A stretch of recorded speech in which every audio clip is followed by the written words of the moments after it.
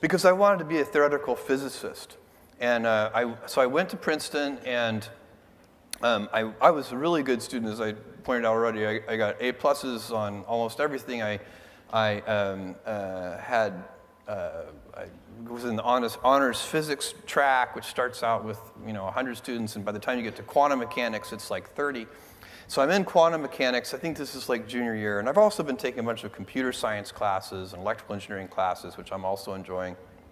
And I can't solve this partial differential equation. It's really, really hard. And I've been studying with my roommate, Joe, who also was really good at math. And the two of us worked on this one homework problem for 3 hours and got nowhere.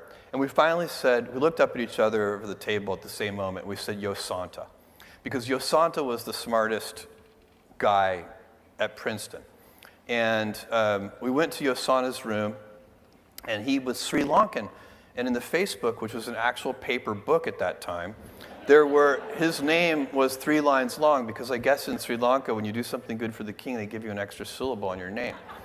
And so he had a super long last name, the most humble, wonderful guy.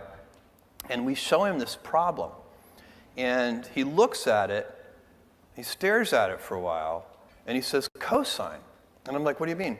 He's like, that's the answer. And I'm like, that's the answer? And he's like, yeah, let me show you. So he brings us into his room.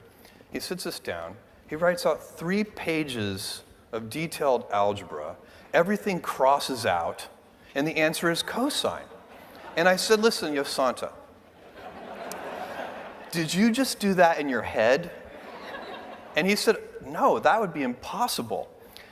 3 years ago, I solved a very similar problem, and I was able to map this problem onto that problem, and then it was immediately obvious that the answer was cosine. And that was an important moment for me, because that was the very moment when I realized I was never going to be a great theoretical physicist.